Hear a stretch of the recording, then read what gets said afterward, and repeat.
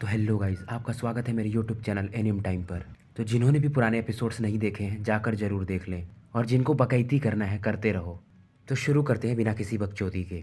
तो पिछले एपिसोड में हमने देखा था कि Jian finally spring of life and death को रिपेयर कर देता है, क्योंकि इसको अब कैसे भी करके अपना डाउडी टर्बुलेशन यानी कि पावर ऑफ लाइफ चाहिए था।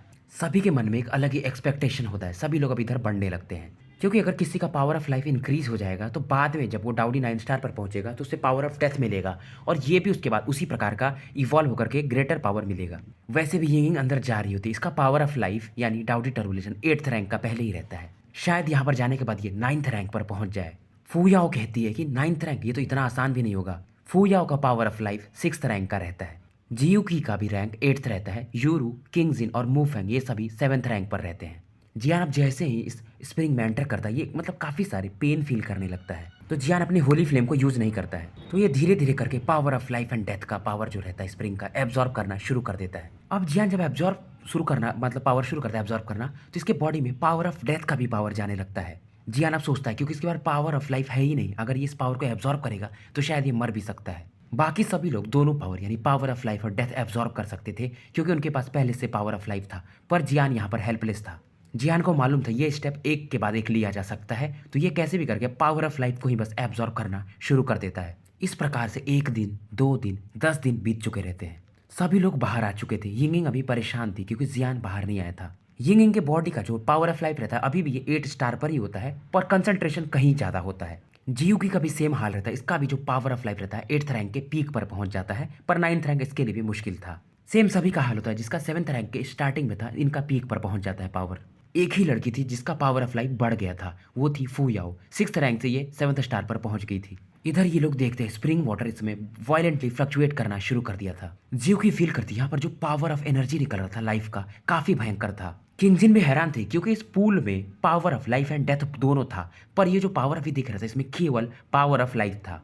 यूरो कहती है लड़का जियान करना क्या चाहता है। अब इस पूल के ऊपर लाइफ एंड डेथ मतलब थंडर क्लाउड जनरेट होने शुरू कर देते हैं। फिलहाल इनके हिसाब से जो डाउडी टर्बुलेशन का लेवल होगा वो 7th होगा। यूरो कहती है जियान के हिसाब से अभी भी काफी कम है। जियान भी कहता है इस लेवल का पावर से तो मैं कुछ भी नहीं कर सकता हूँ। इस समय अभी भी Jian energy of life power of life को एब्जॉर्ब कर रहा था, और ये तुरंत ही मतलब इस पूल में से निकल के अचानक से उस थंडर क्लाउड की तरफ जाने लगता है। जियो की तभी कहती जियान बेसिकली आर्टिफिशियली इस क्लाउड ऑफ कैलामिटी को क्रिएट कर रहा है। इस सीन को देखकर यूरू और मू यिंगिंग थोड़ा सा चिंतित हो जाते हैं। जियो की जियान के इस प्रकार के साहस को देखकर कि जियान डायरेक्टली उस थंडर क्लाउड की तरफ बढ़ रहा है हैरान थी, और मन ही मन जियान की तारीफ भी कर रही थी। अब धीरे धीरे डाउडी टर्बुलेशन बढ़ते बढ़ते 8th रैंक के ऊपर जा रहा था। जियान की आंखों में एक अलग ही मैडनेस भरा था, ये यहाँ पर भी नहीं रुकना चाहता था। अब फाइनली ये क्लाउड बदल करके 9th ग्रेड का हो जाता है, और जियान तुरंत इस डाउडी टर्बुलेशन 9th ग्रेड के क्लाउड पर कूद जाता है। अब ये थंडर क्लाउड जियान को लगातार हिट करने लगते। जियान काफी ज्यादा इस समय पेन फील कर रहा था। जो भी था जियान को बस एक लूनैटिक ही कह रहा था, मतलब पागल इंसान। और जो भी यहाँ पर जियान के पास एनर्जी ऑफ डेथ रहती है वो इस गोल्डन पपेट में दे जाता है। इसके वजह से गोल्डन पपेट भी एक अलग ही रंग का चमकने लगता है। इस दौरान जियान अपने इस गोल्डन पपेट को बचाने के लिए थोड़ा बहुत इसको होली फ्लेम से भी कवर कर देता है। आसमान में देखते हुए किंगजिन, जियूकी, यिंगिंग हैरान थी। बोलती हैं हमें चिंता करने की भी क्या जरूरत थी, इस बंदे के पास कई सारे ट्रम्प कार्ड जो हैं। जियान पहले तो गोल्डन डेमन पपेट को इवॉल्व नहीं कर पा रहा था, क्योंकि यहाँ पर पावर ऑफ डेथ अलग से पड़ा था, क्योंकि जियान बस power of life he absorb कर पा रहा था, और होली फ्लेम के सहारे प्लस कुछ मेडिसिनल पिल्स के कारण अब इसका गोल्डन पपेट भी इवॉल्व होना शुरू कर दिया था। जैसे ये बिजली गोल्डन डेमन पपेट पर गिरती है ये फिर से इसको एब्जॉर्ब कर लेता है। अब ये जो बिजली भी रहती है एक अलग ही आकार लेने लगती है। जियान समझ जाता है शायद गोल्डन पपेट भी इसको संभाल ना पाए, ये तुरंत ही अपने बॉडी से होली फ्लेम को प्रकट करता है। पर गोल्डन पपेट भी नहीं रुकता, ये तुरंत ही वो जो आसमान से बिजली कड़क रहे थे उन पर एक पंच मारता है। जियान भी हैरान था इसके इस प्रकार के पावर को देख करके। अब जैसे ये बिजली गायब होने लगती है जियान अपने बॉडी पर स्ट्रेंज पावर फील करना शुरू कर देता है, क्योंकि इसका जो डाउकी स्पेस था वहां पे अब एक फ्लेमिंग बीस्ट रहता था और साथ में होली फ्लेम। इस समय बीस्ट ने मानो अपनी आंखें खोल ली थी। फ्लेमिंग बीस्ट चेंज होने लगा था, यहाँ पर कुछ व्हाइट ऑरा दिख रहा था, मतलब अब फ्लेमिंग बीस्ट के बॉडी पर भी पावर ऑफ लाइफ दिखने लगा था, और ये बीस्ट पहले से थोड़ा और छोटा हो गया था, मतलब कॉम्प्रेस्ड हो गया था। फाइनली ये बीस्ट फिर से लगता है सो जाता है। जियान तुरंत ही पावर ऑफ लाइफ को समन करता है। इसके बॉडी पर एक मिल्की व्हाइट लाइफ फोर्स दिखने लगता है, और ये 9th रैंक का टर्बुलेशन था। पावर ऑफ लाइफ बेसिकली 1 से 9 रैंक में ही डिवाइडेड था, और जियान इस समय 9th रैंक पर ही था। इसके बाद जियान का ध्यान गोल्डन डेमन पपेट पर जाता है। इसके बॉडी से एक ब्लैक ऑरा बाहर निकल रही थी। अब जियान कोशिश करता है कि इस गोल्डन डेमन पपेट का लेवल क्या हो ये जान पाए, पर ये हैरान था कि ये इसकी बॉडी से सी थ्रू नहीं कर पा रहा है। अब जियान इस पर अपने पावरफुल अटैक यानी yellow divine finger palm attack वगैरह करता है। गोल्डन डेमन पपेट बिना हाथ लगाए इसको ब्लॉक कर देता है। इस समय गोल्डन डेमन पपेट की बॉडी पर लाइटनिंग पावर तो था ही, साथ में पावर ऑफ डेथ भी दिख रहा था। जियान के हिसाब से इसका पपेट अब 7 स्टार मिडिल स्टेज के बंदे से आराम से डील कर सकता था। अब जियान नीचे आ जाता है। फूयाओ कहती तुम्हारा तो डाउडी टर्बुलेशन, अब तुमसे कौन टक्कर ले सकता है। थोड़ा यह डिप्रेस भी थी। इसके बाद जियान इन लोगों से पूछता है बाकी चीज कैसा चल रहा है। जियो की कहती है हमारे पास टोकन आ गया है गुआंगन आइसलैंड पर जाने का। अब जियान तुरंत ही यूरू से पूछा तुम्हें और भी कुछ चाहिए क्या इनहेरिटेंस के लिए। यूरू कहती है कुछ नहीं, और ये बोलती है हमें रास्ता पता है तो निकलते हैं यहाँ से। इस रूइंस को खुले हुए लगभग 15 दिन बीत गए रहते हैं। बाकी सभी लोग जो निराश थे उसमें से फेंग हॉर और डू चुन, क्योंकि उनको मालूम था कि वो spring of life and death के पास नहीं जा पाएंगे, तो दूसरे और ट्रेजर्स के लिए ये लोग निकल जाते हैं। रास्ते में ये रिजेंटफुल ओल्ड मॉन्स्टर से टकरा जाते हैं और वो इनको भयंकर पीटता है। बच करके ये लोग कैसे भी भागते हैं वहां से। रास्ते में ये दोनों लोग की हावरान और की हाउकिंग के बारे में भी बात करते कि उनका ऑरा काफी मतलब एविल फील कर रहा था। तभी फेंग होंग इन लोगों की बात मतलब अपने अपने भाई डूचुन से बात करते हुए कहता है अब हमें गुआंगन आइलैंड जाना चाहिए। तभी डूचुन कहता है पर वहां पर जाने के लिए तो टोकन चाहिए होगा। तभी फेंग होंग कहता है सबको नहीं चाहिए होगा। फेंग होंग बस एक ही चीज के बारे में सोच रहा था, वो था फाइटिंग स्पिरिट, और शायद ये जेड रैबिट आइलैंड पर था। इधर सोलोमन क्लैन वाले बंदे गुनी को दिखाया जाता है। ये हैरान था कि जियान ने उस की हावरान को मार दिया। गुनी के बगल में एक और मिस्टीरियस बंदा था वांग जी, और ये एक कोई पॉइजनस सेक्ट का बंदा था। अब ये दोनों लोग मतलब एक टीम बना लिए रहते हैं और रास्ते में इन्हें एक बीस्ट मिलता है। वांग जी से तुरंत ही डिवोर कर जाता है। ये देख करके गुनी भी थोड़ा हैरान था। इस दौरान वांग जी का स्ट्रेंथ भी थोड़ा पहले से बढ़ जाता है। जैसे ये लोग जाते हैं यहाँ पर एक फैमिलियर फिगर प्रकट होते हैं और कहते हैं ये लड़के काफी अच्छे हैं। उसके बाद कहते हैं ठीक है इस बच्चे को ज्यादा देर जिंदा रहने देते हैं, थोड़ी देर और। अब ये बंदा कौन रहता है पता नहीं, पर ये काफी मिस्टीरियस रहता है। इस दौरान किंग जुआनलिंग ने जो दूसरा भाई बचा हुआ था की हाउ किंग, उसकी बॉडी में कुछ तो ट्रांसप्लांट किया था कि जैसे ही जब वो फाइटिंग स्पिरिट को देखेगा तो इसको सेंस करके ड्रैगिंग लवंग लीजन आर्मी वाले तुरंत ही यहाँ पर आ जाएंगे। और ये जो बंदा भी मिस्टीरियस रहता है इसको बेसिकली फेरी मून का बाकी जो बचा कुचा चीज था वो चाहिए था, और शायद ये एविल क्लैन का था। अब इधर की हाउकिंग को दिखाया जाता है। इसकी बॉडी पर एक टेलीपोर्टेशन मार्क था जो किंग जुआनलिंग ने प्लांट किया था। दूसरा वो ब्लड कर्स था, तो टेलीपोर्टेशन मार्क से ही ड्रैगिंग लविंग लीजन आर्मी वाले शायद आएंगे। मतलब कई सारे लोग गुआंगलैंग आइलैंड पर जा रहे थे। यहाँ का जो सबसे मिस्टीरियस सेक्शन था वो था पर्पल क्रिस्टल पैलेस। इस पर्पल क्रिस्टल पैलेस में कई सारे लोग इस समय घूमते हुए दिखते हैं और एक ब्यूटीफुल फिगर दिखती है। यहाँ पर एक ब्यूटीफुल वुमेन होती है जिनका नाम कियान यिंग होता है, और ये एक पर्पल केज में इस समय बंद होती है और इनके पीछे की तरफ दो हार्ट लाइक की चीजें बीट कर रहे थे, मतलब दिल के समान धड़क रहे थे, और शायद ये एविल पावर थे जिसे कियान यिंग सप्रेस कर रही थी और इस चीज को ये छुपा भी रही थी। तभी यहाँ पर एक मैन आता जो काफी मिस्टीरियस था और उसके पास रेड क्लॉथ्स थे। इस समय ये फिल्म से मानो कवर्ड हो। कियान यिंग से तुरंत ही पूछते तुम यहाँ पर क्या कर रहे हो, तुम्हें तो जेड रैबिट आइलैंड पर होना चाहिए। इनके पीछे एक ब्लैक मतलब स्टैचू होता है और ये मतलब 5 फीट का होगा, और ये मतलब जो भी बंदा रहा होगा काफी पावरफुल रहा होगा। और इस आदमी के पीछे एक ब्लैक थिंग था जो सेम दिख रहा था जैसे जियान के पास है, यानी एंशिएंट जुआन रूलर। अब क्या जियान इसके बीच में कोई कनेक्शन है ये किसी को नहीं पता है। कियान यिंग स्टैचू मैन की तरफ देख रही होती है और कहती है शायद वो मुझे एक दिन जरूर लेने आएगा। तभी ये जो मैन होता है रेड फेरी मैन इससे पूछता है एलियन रेस का क्या हाल है। कियान यिंग कहती है ये तो फेरी मून का रूइन से, तो यहाँ पर एविल रेस कैसे आ सकते हैं।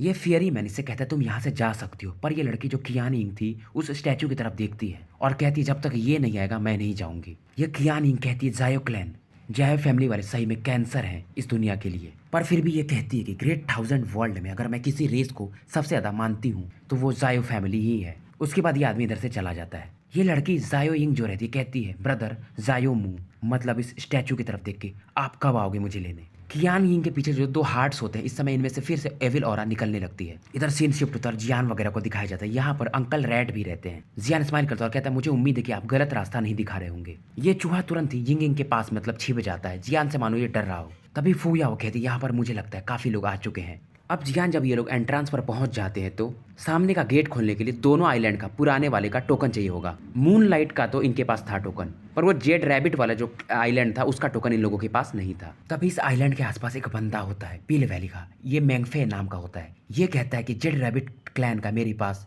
टोकन है। किसके पास? मून लाइट का टोकन है। मैंगफे का स्ट्रेंथ भी 7 स्टार डाउटी के इनिशियल लेवल पर होता है। तभी जियान ध्यान देता है कि बाकी सभी लोग भी पीछे पीछे आ रहे हैं। फेंग होंग एंशिएंट डेजुलेंट पैलेस वाला, सोलोमन का गुनी, वांडू सेक्ट का वो बंदा जो मतलब डायरेक्टली एक बीस्ट को डेवोर कर गया था, पॉइजन सेक्ट की दोनों बहनें। इन सभी को देखकर जियान थोड़ा उठता है। तभी मैंगफे कहता है तुम कौन हो। तभी दूर से आवाज आती है जियान तुमको हिम्मत कैसे हुई यहाँ पर आने की, तुमने मेरे भाई को मारा है। कि हाउकिंग तुरंत ही जियान पर अटैक करने लगता है। जियान सोचता है कि इसका ब्लड कर्स लग रहा है अभी हिडन है, पर शायद इसका दिमाग एविल क्लैन वाले ही कंट्रोल कर रहे हैं। तभी मैंगफे इन दोनों को चुप रहने के लिए कहता है। तभी जियान तुरंत ही की हाओकिंग से कहता है तुम वेट करो, मैं तुम्हारे ज्वानलिंग रॉयल फैमिली में जल्दी ही आऊंगा। मैंगफे कैसे भी इन दोनों को रोकता है, बोलता है कि फिलहाल हमें आगे जाना है तो हमें टोकन की जरूरत है। वानपो सेक्ट वाला भी बंदा वो वांगजी इस समय हंस रहा था। गुनी भी सोलोमन वाला इस समय एक मिस्टीरियस स्माइल दे रहा था। तभी सबकी नजरों से बचते हुए या सीधा सीधा बोल सकते हैं हम, दोनों बहनें पॉइजन सेक्ट की लिंगजू और वांडू सबको चीरते हुए यिंगिंग की टीम के पास आ जाती है। जियो की कहती है तुम लोग यहाँ पर क्या कर रहे हो। तभी वू पो कहती कि हमें हमारी सेक्ट मास्टर ने भेजा है तुम्हारा हेल्प करने के लिए। जियो की कहती मैं उम्मीद करूंगी कि तुम लोग कोई ट्रबल नहीं करोगे। लिंजू इस समय धीरे धीरे बोलती है जियान कैसे मार दिया उसकी हावरान को, वो तो 7 स्टार ढाउडी के मिडल स्टेज में था। तभी मैंगफे इस दौरान जियान से कहता है मैंने सुना है तुम एक अल्केमिस्ट हो, तुम भी हमारे पिल वैली में आ सकते हो अगर तुम अपना सेक्ट बदलना चाहो तो। जियान मैंगफे की तरफ देखता और कहता है वैसे मैं बिल्कुल भी ज्वानलिंग रॉयल फैमिली से डरता नहीं हूँ। मैंगफे के पास एक सिल्वर मून स्क्रॉल होता है, जैसे ही अंकल माउस इसको देखते हैं तुरंत ही उसकी तरफ कूद जाते हैं, उसको खा जाते हैं। ये देखकर मैंगफे भी सरप्राइज था। मैंगफे सोच रहा था ये तो स्क्रॉल में लिखा हुआ था कि कैसे हमें अंदर जाना है, ये चूहे ने तो खा ही लिया इसको। तभी जियान स्माइल करता है और कहता है मैंगफे से इस बार मैं तुम लोगों को धोखा नहीं दूंगा। अंकल माउस जब ये स्क्रॉल खा लेते हैं इनके बॉडी पर कई सारे सिल्वर मार्क दिखने लगते हैं। उसके बाद अंकल माउस कहते हैं सब मुझ पर छोड़ दो। ये तुरंत ही आगे उस आइलैंड के दरवाजे की तरफ बढ़ने लगते हैं। सभी लोग केयरफुल थे कि जियान इनको धोखा न दे दे। जैसे ये दरवाजा खुल रहा होता है जियान का जो ब्लड डेमन की रहता है फिर से एक बार मानो मूव करने लगा हो। जियान के हिसाब से क्या गुआंगलुंग आइलैंड में भी एविल रेसेस सप्रेस्ड हैं। यिंगिंग भी सेम कहते क्योंकि इसके पास होली फ्लेम था तो ये भी फील कर लेती कि गुआंगन आइलैंड में एविल और है। अब ये सील टूट जाता है और जियान सबसे कहता है सब लोग अंदर जा सकते हैं। उस दौरान अंकल माउस जियान के पास आ जाते हैं और इसके रास्ते यिंगिंग के पास चले जाते हैं। सभी लोग अंदर जाने लगते हैं पर जियान की टीम अभी भी खड़ी थी। फूयाओ कहती हमें भी जाना चाहिए, यूरू कहती है हमें जल्दी नहीं है। इस समय सिल्वर माउस अंकल भी हंस रहे थे कि इन लोगों को पता नहीं कि आगे पहले जाने का डेंजर क्या है। फूयाओ इस अंकल माउस को टच करने लगती तभी अंकल माउस कहते हैं तुम मुझे टच मत करो। सभी लोग के जाने के बाद यूरू कहती हमें पहले मेडिसिन गार्डन के पास जाना पड़ेगा। किंगजिन भी सरप्राइज थी, कहती पहले तो तुम्हें इनहेरिटेंस या फाइटिंग स्पिरिट के पास जाना चाहिए, हम वहां पर क्या करने जा रहे हैं। जियान स्माइल करता और कहता है तुमको क्या लगता है इनहेरिटेंस और फाइटिंग स्पिरिट आसान है पाना, तो इन लोगों को लड़ने और मरने दो। तभी वूपो जो रहती वो लड़की पॉइजन सेक्ट वाली जियान से कहती लगता है तुमको मेडिसिनल मटेरियल्स की ज्यादा जरूरत है। इस दौरान ये स्माइल करती है, जियान पर कुछ भी इनका जवाब नहीं देता है। जियान वगैरह के जाने के बाद दो लड़कियां एस्ट्रोलॉजी वैली की अभी भी थी, जिंग टाकी और उनकी मेड जायोबी। ये कहती है हमें क्या करना चाहिए। जिंग टाकी कहती है हमें इन्हें ही फॉलो करना चाहिए क्योंकि इन्हीं के ग्रुप में इनहेरिटर भी है। इधर ये जो वांगजी और गुनी रहते हैं ये भी जियान वगैरह को फॉलो करने लगते हैं। तो गुआंगुन आइलैंड में घुसने के बाद कई सारे लोग कुछ अलग अलग चीजों के लिए मतलब ढूंढने पर निकल जाते हैं। यूरो के हिसाब से ये लोग आगे बढ़ने लगते हैं। इस दौरान सभी की नजर उस पर्पल पैलेस पर पड़ती है जहां से एक भयंकर फ्लक्चुएशन आ रहा था। क्या वो वही जगह है जहाँ पर इनहेरिटेंस का जगह है। भी वुडू जो रहती है वो लड़की कहती है मेरे हिसाब से पर्पल पैलेस में काफी ज्यादा डेंजर होगा। इसकी बात सुनकर जियो की थोड़ा हंसने लगती है। तभी इससे वुडू कहती है तो क्या तुमने उस चीज को फील नहीं किया। जियो की कहती है फाइटिंग सोल के बारे में तुम बात कर रही हो ना। जियान तभी सबकी मतलब बातों को सुनकर कहता है मेरे हिसाब से जो पर्पल पैलेस है वहां पर अगर कोई है तो आराम से डिफेंड कर सकता है पर अटैक करना काफी मुश्किल होगा वहां पर। यूरो को फॉलो करते करते इन लोगों के सामने एक गार्डन दिखने लगता है। यहाँ से कई सारी खुशबू वगैरह आ रही थी, सभी लोग स्मेल कर रहे होते। तभी फूयाओ कहती है इनका स्मेल पॉइजनस हो सकता है, पर यह सुनकर किंगजिन थोड़ा डर जाती है। तो गाइस अभी आप सोच रहे हो जियान के पास कितनी लड़कियां हैं। मेरे हिसाब से फिलहाल इसके पास 7 लड़कियां हैं। आगे बढ़ते बढ़ते मू फेंग को एक प्रोटेक्टिव बैरियर मिलता है जो ग्रीन कलर का था। जियान कहता है ये ऑरा पॉइजनस है नहीं है मतलब, और इस बैरियर को इसलिए बनाया गया ताकि आगे के जो भी मतलब गार्डन वगैरह उनको प्रोटेक्ट किया जा सके। यूरो तुरंत ही आगे आती है और इस बैरियर को खत्म कर देती है। इधर जियान आगे तो बढ़ गया था पर ये फील करता है कि इसका जो होली फ्लेम है इस समय मानो डर रहा हो, और ये जो डरावनी चीज थी ये उसी पर्पल पैलेस की तरफ से आ रही थी। जियान यूरो से कहता है जब मैं मेडिसिनल हर्ब्स ढूंढ लूंगा तो हम उसके बाद उस पैलेस की तरफ चलेंगे, और ये स्माइल करता है। इधर यूरो के मन में भी जियान को पाने की अलग ही चाहत थी। इधर इनके पीछे पीछे वो एस्ट्रोलॉजी वैली की लड़कियां भी आ गई थी पर ये अपने को छुपा कर रख रही थी।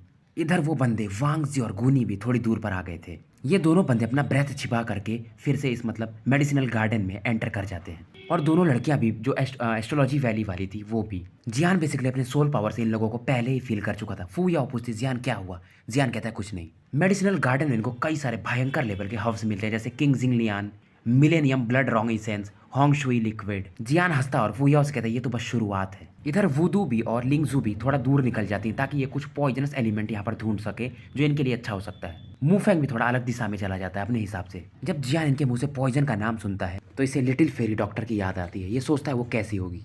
इधर ये लोग अपना एक टीम बनाते हैं जैसे कि लिंगजू, वुडू और मूफेंग एक साथ, जियुकी, किंगजिंग और फूयाओ एक साथ, जियान, हिंगिंग और यूरू एक साथ। क्योंकि ये जगह काफी ज्यादा बड़ा था तो सब अपने हिसाब से जल्दी जल्दी अपना जो भी चाहिएगा वो ढूंढ लेंगे। वांगजी और गुनी भी मूव कर रहे तभी इनके मतलब पैर से एक पेड़ चरचरा जाता है। ये लोग सोचते हैं कहीं वो लड़का जियान हमें डिस्कवर तो नहीं कर लिया। इधर गुनी और वांग जी कुछ प्लान कर रहे होते हैं। इनकी बात एस्ट्रोलॉजी वैली वाली लड़कियां सुन लेती, हालांकि वो अपने को एक सिल्वर ऑरा से छिपा कर रखी हुई थी। यहीं पर इस मेडिसिनल गार्डन में एक सिल्वर वाइन्स दिखता है। ऐसा लग रहा था मानो ये किसी का वेट कर रहे हो। इनके बॉडी से डेजलिंग ऑरा निकल रही थी। अगर जियान यहाँ पर होता तो ये पहचान जाते कि ये हेवनली किंग जिनसेंग है। इस दौरान ये अपने दो आदमी को बुलाती है। इनमें से एक का नाम जायो मैन और दूसरे का डाजी होता है। ये दोनों से पूछते हैं तुम्हें मालूम है मैं आज तुम्हें क्यों बुलाया हूँ। ये कहते हैं कि हम तीनों इस गार्डन में जन्मे और मिस्टीरियस पावर के कारण अब हम ह्यूमन का भी शेप ले सकते हैं।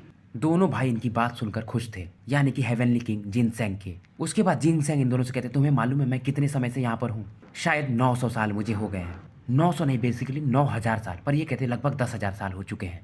ये लोग बेसिकली डाउडी टर्बुलेशन के बारे में बात कर रहे थे। इनमें से जो एक पेड़ पौधा या जो भी ये रहे होंगे डाजी वगैरह, ये कहते ये तो इंसानों के लिए सही है पर हमारे लिए काफी दर्दनाक हो सकता है। पर ये किंग जिनसेंग बेसिकली एक डाउडी टर्बुलेशन पार करना चाहते थे। मतलब 10,000 साल में पहला, 50,000 साल में दूसरा और 1,00,000 साल में तीसरा। और किंग जिनसेंग इस दौरान इन दोनों को कहते हैं इस बार मैं तुम्हें गुड बाय बोलने आया हूँ। और ये कहते हैं जितने भी इंसान यहाँ पर आए हैं इनमें से एक ऐसा इंसान है जो शायद मुझे इस काम में यानी डाउडी टर्बुलेशन में हेल्प कर सके। तभी डाजी कहते हैं ये पर आपके लिए काफी कठिन हो सकता है, पर ये तैयार थे। तो डाजी कहते हैं फिर हम आपकी हेल्प क्या कर सकते हैं। जिनसेंग जिनका नाम टियान वांगसेन भी होता है, ये स्माइल करते हैं और कहते हैं जब मैं चला जाऊंगा यहाँ से तो ये मेडिसिनल गार्डन तुम लोगों के हवाले। जायो मैन पूछते हैं क्या अगर आप सक्सेसफुल रहे तो वापस आओगे। ये बोलते हैं जरूर। इतना बोलने के बाद ये यहाँ से एक सिल्वर लाइट बन करके गायब हो जाते हैं। उसके बाद जायो मैन और डाजी बात करने लगते हैं। जायो मैन भी 5,000 साल के हो चुके थे, तो पर इनके लिए डाउडी टर्बुलेशन, क्योंकि ये लोग पेड़ पौधे हैं तो 10,000 साल में पहला आता है। जैसे जियान वगैरह के लिए 6 स्टार डाउडी पर आता है वैसे इनके लिए। और ये हेवनली किंग जिनसेंग अब जियान की तरफ बढ़ने लगे थे। ये कहते अगर वो लड़का अगर मुझे हेल्प कर दिया डाउडी कैलामिटी ब्रेक करने में तो मैं पक्का उसे अपना शरीर दे दूंगा। तो फिलहाल मतलब ये हेवनली किंग जिनसेंग लगभग 10,000 साल के हो चुके थे। अब यिंग जियान से पूछे तुम्हें कौन सा हफ चाहिए। जियान तुरंत ही कहता है हेवनली किंग जिनसेंग। यिंग के लिए तो ये नया शब्द रहता है। तभी यूरू इसको बताने लगती है कि ये जिनसेंग क्या चीज है। यूरू पूछती है तुम्हें ये चीज क्यों चाहिए। तभी जियान तुरंत ही गोल्डन डायमंड पपेट को निकालता है और कहता है मुझे इसका स्ट्रेंथ बढ़ाने के लिए चाहिए। ये बेसिकली यूरू से झूठ बोल देता है। तभी यिंग कहती है मेरे हिसाब से कोई तो यहाँ पर आ गया है। इनके सामने एक बहुत बड़ा पेड़ दिखता है। तभी ये लोग दिखते हैं कि इस पेड़ पर एक फिगर बैठे हुए हैं और इनका जो बॉडी है सिल्वर कलर से कवर्ड है। और ये आदमी जियान की तरफ देखकर स्माइल कर रहा था और ये जियान से कहता है मैंने सुना है कि तुम मेरा मतलब मेरे लिए ही ढूंढ रहे हो, मुझे ही ढूंढ रहे हो और तुम मुझे ढूंढो और मैं ना आऊं। जियान इन्हें देखता और कहता है हेवनली किंग जिनसेंग। ये शॉक्ड था। जियान जैसे ही किंग जिनसेंग को देखता है ये हैरान हो जाता है। बाकी लोग इन्हें पहचाने भी ना, पर जियान एक अल्केमिस्ट था, ये इन्हें तुरंत ही पहचान लेता है। इस दौरान ये चौकन्ना हो जाता है और तुरंत इन दोनों लड़कियों को अपनी बाहों में समेट लेता है। ये देखकर ये लड़की भी थोड़ी ज्यादा हॉट फील करने लगती हैं, पर ये चुपचाप रहती हैं। पर इस दौरान जियान का फेस काफी ज्यादा अगली हो गया था। किंग जिनसेंग जियान की तरफ देखकर स्माइल कर रहे थे। इनके अंदर बिल्कुल भी किलिंग इंटेंट नहीं था। जियान भी इनको फील करने लगता और देखता है कि इनके अंदर डाउडी टर्बुलेशन नहीं है। और जियान के हिसाब से इस किंग जिनसेंग का स्ट्रेंथ कम से कम 9 पीक चेंज 9 डाउडी पर होगा। मतलब ये किंग जुआनलिंग लेवल के वॉरियर हैं। पर क्योंकि ये एक प्रकार के पेड़ हैं तो इनके पास ज़्यादा अटैकिंग पावर नहीं रहता और प्लस इनके पास डाउडी टर्बुलेशन अभी तक है नहीं, यानी कि पावर ऑफ लाइफ। तो ये जियान को उतना ज़्यादा नुकसान नहीं पहुंचा सकते हैं। जियान तुरंत इनसे कहता है क्या आप डाउडी टर्बुलेशन के लिए यहाँ पर आए हो। किंग जिनसेंग हैरान थे। जियान से कहते हैं तुम्हें कैसे पता। फिर ये जियान से कहते हैं क्या तुम एक अल्केमिस्ट हो। जियान हाँ में सर हिलाता है। ये लाचारी से कहते हैं मुझे बेसिकली डाउडी टर्बुलेशन में ब्रेक करना है। मैं लगभग 10,000 साल का हो गया हूँ, क्योंकि हम लोग ह्यूमन नहीं हैं तो हमारा टर्बुलेशन का शुरुआत ही 10,000 साल से होता है। अगला टर्बुलेशन 50,000 साल में और उसके अगला 1,00,000 साल में। और किसी भी बंदे को अगर डाउजियन लेवल पर जाना है, या वो ह्यूमन हो या बीस्ट हो, तो उसे डाउडी टर्बुलेशन में ब्रेक करना ही पड़ेगा। ये जियान से लाचारी से कहते क्या तुम मेरा ब्रेक थ्रू करा पाओगे। पर इस दौरान जो कैलामिटी जन्म लेगी, मतलब आकाश में जो बादल आएंगे, उनका जो लेवल होगा तुम्हारे पिल थंडर से 10 गुना ज्यादा होगा। जियान इनकी तरफ देखता है और स्माइल करता है और कहता है पर इसके बदले में क्या, मैं कोई काम फ्री में नहीं करता हूँ। किंग जिनसेंग कहते हैं अगर तुम्हें जो भी चाहिए मैं तुम्हें दे सकता हूँ और मैं तुम्हें यहाँ का न्यूज़ वगैरह भी बता सकता हूँ। जियान तुरंत ही कहते हैं मुझे आपकी बॉडी चाहिए। जिनसेंग कहते हैं कोई बात नहीं, क्योंकि वैसे भी ये ह्यूमन फॉर्म में कन्वर्ट होने वाले हैं तो इनको बॉडी की मतलब इनके पेड़ वाली बॉडी की कोई ज़रूरत भी नहीं है। जियान को बेसिकली किंग जिनसेंग की बॉडी इसलिए चाहिए थी ताकि ये अपने एंसेस्टर जायो जुआन को रिवाइव कर सके। जिनसेंग यहीं पर नहीं रुकते, ये जियान से कहते हैं मैं तुम्हें फाइटिंग स्पिरिट जो सोल है उसको भी हासिल करवा सकता हूँ। तभी जियान कहता है पर फाइटिंग स्पिरिट तो डाउजियन लेवल के वॉरियर ही मास्टर कर सकते हैं, तो मेरा क्या काम उसमें। ये कहते पर वो दूसरों के हाथ लग गया तो भी गड़बड़ है। ये कहते हैं जियान को कि मैं बेसिकली एक स्पेशल मेथड से तुम्हारे बॉडी में इस मेथड को सील कर सकता हूँ और जब तुम डाउजियन लेवल में पहुंच जाओगे तब तुम इस सील को ओपन कर लेना और इसे मास्टर कर लेना। इसके बाद ये जियान को बताते हैं कि तुमको मैं एक और चीज़ बता दूं कि डाउडी लेवल में और डाउजियन लेवल के वॉरियर में जो सबसे बड़ा फर्क होता है वो power of life and death का नहीं होता है, बल्कि फाइटिंग स्पिरिट और डोमेन का होता है। मतलब डाउजियन लेवल में जब कोई जाता है तो उसके पास डोमेन वगैरह भी आ जाता है और फाइटिंग स्पिरिट भी। जियान इनसे फाइटिंग स्पिरिट के बारे में पूछता है, पर ये कहते हैं मैं एक पेड़ हूँ तो मुझे भी इसके बारे में ज़्यादा नहीं पता है। उसके बाद ये है फेरी मून के बारे में, मतलब जो इस रूइंस का निर्माण की है। वो बताते हैं कि फेरी मून यहाँ की थी ही नहीं, मतलब वो जुआनलिंग कॉन्टिनेंट की नहीं थी, वो एक डाउजियन लेवल की वॉरियर थी और गलती से उन्होंने एविल क्लैन वालों को प्रोवोक कर दिया और वहाँ के 2 पावरफुल वॉरियर्स मिलकर इन्हें मार दिए। उसके बाद ही फेरी मून का जो भी अंश वगैरह था वहाँ से ये रूइन जन्म लिया और शायद वो जो 2 एविल ऑरास थी शायद अभी भी यहाँ पर सील्ड हैं। जियान जैसे जैसे एविल रेस का नाम सुनता है ये भी एक बार को सक पका जाता है। एविल क्लैन को भी मतलब 5 भागों में बांटा जाता है, हेवन, अर्थ, रेस्पेक्ट, एम्परर और किंग। वैसे तो जियान एक गोरफिंड से फाइट कर चुका था और उसी क्रिस्टन से जियान एक बार को डर भी गया था और लगभग उसके हाथों मारा भी गया था अगर काइलिन नहीं आई होती तो। पर ये तो बस एक शुरुआत थी एविल रेस की। ये दोनों जो एविल बंदे थे जिन्होंने फेरी मून को मारा था वो लगभग डाउजियन लेवल पर थे, पर क्योंकि उनके पास एविल मेथड्स हैं इसी की वजह से फेरी मून हार गई थी। जियान एक बार को भी शक पका जाता है कि डाउडी लेवल के पीक का बंदा एक डाउजियन लेवल के बंदे को कैसे मार सकता है। हालांकि ये 2 लोग मिलके मारे थे फिर भी जियान समझ जाता है कि थोड़ी देर पहले वो जो डेविल वेल इसको मिली थी जिसने अभी डाउडी टर्बुलेशन ब्रेक किया था शायद इन्हीं एविल रेस वाले जो बंदे यहाँ पर हैं उनको मारने के लिए लिया होगा। तभी हेवनली किंग जिनसेंग कहते हैं मेरे हिसाब से ये जो एविल रेस है इनका ऑरा उस पर्पल क्रिस्टल पैलेस से आ रहा है। अब जियान भी थोड़ा सा शक पका जाता है और कहता है तब तो ये काफ़ी ट्रबलसम होगा इनहेरिटेंस हासिल करने में, क्योंकि इनहेरिटेंस भी उसी पर्पल पैलेस में है। किंग जिनसेंग स्माइल करते हैं और कहते हैं मेरे हिसाब से पर्पल पैलेस में फेरी मून का मिस्टीरियस पावर है जो उन दोनों एलियन को अभी भी सप्रेस कर रहा है और शायद ये किसी और का वेट भी कर रही है। अब जियान भी एक बार को शक पका जाता है कि एविल रेस को तो बस होली फ्लेम सप्रेस कर सकता है और क्या चीजें हैं जो उसको सप्रेस कर सकती है। किंग जिनसेंग स्माइल करते हैं और कहते हैं इसके अलावा भी चीजें हैं। किंग जिनसेंग कहते हैं अगर तुम मेरा टर्बुलेशन ब्रेक करवा दी तो मैं तुम्हें फॉलो भी कर लूंगा। जियान भी स्माइल करता है और तैयार हो जाता है। अब क्योंकि जो टर्बुलेशन था हेवनली लेवल का था तो यिंगिंग और जियान इनको होली फ्लेम से फाइट करने में मदद करेंगे और साथ में यूरू अपने हेवनली मतलब फेरी मून के पावर से। जियान तुरंत यिंगिंग की तरफ देखता और कहता है तुम अपना होली फ्लेम यूज मत करना, वैसे भी तुम्हारे पास शायद कम है। यिंगिंग को भी याद आता है क्योंकि पहले ये बीस्ट फॉर्म में यानी फायर स्पिरिट फॉर्म में थी और बाद में ये ह्यूमन फॉर्म में कन्वर्ट हुई थी तो इन्होंने भी और इसके भाई यांची ने भी डाउडी टर्बुलेशन ब्रेक किया था। अब जियान इस दौरान सोचता है क्या ये जो डाउडी टर्बुलेशन होगा जो इसमें से बिजली निकलेगी क्या इसे ये गोल्डन डेमन पपेट एब्जॉर्ब कर पाएगा। इस समय हेवनली किंग जिनसेंग आसपास एक बैरियर बनाने लगते हैं ताकि इन्हें कोई डिस्टर्ब न करे। जियान इस दौरान बताता है यिंगिंग वगैरह को हालांकि किंग जिनसेंग ह्यूमन फॉर्म में तो कन्वर्ट हो जाएंगे पर इनका ब्लड का जो कलर होगा यानी जो स्मेल होगा और इनकी जो स्पिरिचुअलिटी होगी फिर भी तो हेवनली किंग जिनसेंग की ही होगी। अगर इन्हें कोई ढूंढ लिया मतलब इनको डिस्कवर कर लिया तो फिर भी इनके लिए काफ़ी मुसीबत हो सकता है। यिंगिंग कहती हाँ मैं समझ गई और इनका स्पीड भी काफ़ी फास्ट होगा मतलब ब्रेक थ्रू वगैरह में आम इंसान से। इधर वांगजी और गोनी देख रहे थे कि जियान वगैरह करने की कोशिश क्या कर रहे हैं, पर अब इनके सामने एक बैरियर बन गया था। ये दोनों एक चट्टान के पीछे छिपे हुए थे। इस दौरान जियान इन दोनों लड़कियों को सावधान भी करता है कि तुम लोग चौकन्ने रहना क्योंकि यह टर्बुलेशन काफी ज्यादा खतरनाक होने वाला है। और इधर यिंगिंग और मतलब अपनी यूरू थोड़ा दूर चली जाती है जियान की बात को सुनकर। जियान तुरंत ही अपना होली फ्लेम एक्टिवेट कर देता और किंग जिनसेंग बैठे हुए थे शांत मुद्रा में। जियान इनसे कहता है मैं अपना बेस्ट दूंगा, मैं आपको गारंटी नहीं दे सकता कि मैं आपको इस कैलामिटी को सर्वाइव करा पाऊंगा। किंग जिनसेंग कहते हैं तुम्हारे शब्द ही काफी हैं। अब किंग जिनसेंग चिल्लाते हैं आसमान की तरफ देख के 10,000 ईयर्स टर्बुलेशन। अब आसमान में जो बादल थे वो गरजने लगते हैं और एक अलग ही भयावह सीन बनने लगता है। थंडर क्लाउड को देख करके वुडू और लिंगजू भी हैरान थी क्योंकि ये जो थंडर क्लाउड था बाकी जो थंडर क्लाउड होते हैं मतलब जब कोई डाउडी टर्बुलेशन में ब्रेक करता है उससे कई ज्यादा गुना स्ट्रॉन्गर थे। फुयाओ भी जब इस प्रकार के मतलब फ्लक्चुएशन को देखती तो हैरान थी ये किस प्रकार का फ्लक्चुएशन है। किंग जिन क्योंकि मतलब दूसरे कंट्री की थी ये समझ जाती ये एक प्रकार का हेवनली टर्बुलेशन है मतलब जो डाउजियन लेवल का वॉरियर में ब्रेक थ्रू करवाने में मदद करता है। तभी फुयाओ कहती लगता है कोई पौधा है जो 10,000 साल जिंदा रह चुका है ये उसका टर्बुलेशन है। जियो की भी हाँ में सर हिलाती है और शायद वहीं पर जियान होगा। अब ये सभी जियान की तरफ बढ़ने लगते हैं। जियान थोड़ा स्तब्ध था तभी इसको किंग जिनसेंग कहते क्या तुम डर रहे हो। जियान कहता नहीं पर ये जो टर्बुलेशन है जो थंडर पावर है हमसे सही में कई ज्यादा गुना स्ट्रॉन्गर है। समय बीतने लगता है और जियान तुरंत ही अपने होली फ्लेम पावर को इस कैलामिटी के अंदर भेजने लगता है। उसके बाद ये जियान को कुछ कहते हैं कि तुम यहाँ के आसपास का ध्यान देना और इस टर्बुलेशन को कंट्रोल करना। उसके बाद किंग जिनसेंग डायरेक्टली उस कैलामिटी यानी थंडर क्लाउड के अंदर घुस जाते हैं। जियान का थोड़ा बहुत होली फ्लेम वीक पड़ता है तभी किंग जिनसेंग कहते हैं कम ऑन लड़के थोड़ा और भी ज्यादा पावर लगाओ। अब इधर थंडर बोल्ट काफी तेजी से किंग जिनसेंग की ह्यूमन बॉडी पर अटैक करने लगते हैं पर इसे टकरा कर किंग जिनसेंग थोड़ा बहुत कम मतलब कमजोर फील करते और कहते हैं शायद ये मेरा ह्यूमन बॉडी तो नहीं है, मैं एक तो पेड़ ही हूँ ना, लगता है अब मैं मर जाऊंगा। पर इस दौरान ये अपनी रियल बॉडी सामने ला देते हैं। जियान भी हैरान थे इनकी रियल बॉडी को देख करके। इस समय आसमान में इनकी बॉडी मिल्की व्हाइट तरह की दिख रही थी। फिर से एक बार बिजली इनके बॉडी पर अटैक कर दिया। अगर ये अटैक इन पर डायरेक्टली लगा तो ये शायद अच्छे खासे इंजर्ड हो सकते हैं। ये तुरंत ही चिल्लाते हैं, जियान मेरी मदद करो। जियान तुरंत ही अपने होली फ्लेम पावर को कंट्रोल करने लगता है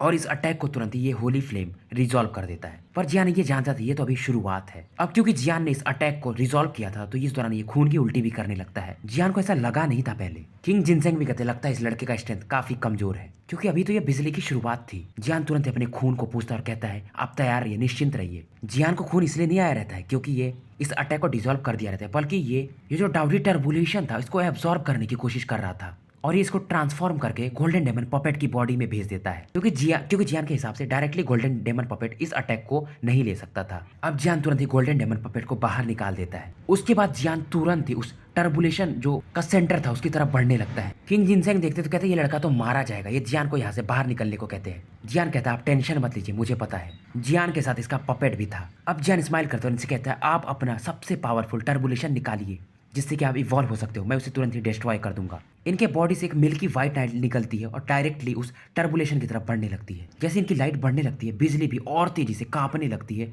और काफी तेजी से नीचे आने लगती है। इस दौरान ये पपेट कई सारे थंडरबोल्ट को तो एब्जॉर्ब कर लेता है, पर अचानक से आसमान में भयंकर बवंडर टाइप आने लगता है। स्पेस मानो कोलैप्स होने लगा हो और पावरफुल सिल्वर कलर की थंडरबोल्ट काफी तेजी से किंग जिनसेंग की तरफ बढ़ने लगती है। इस कैलामिटी का जो पावर था सबसे स्ट्रांग था।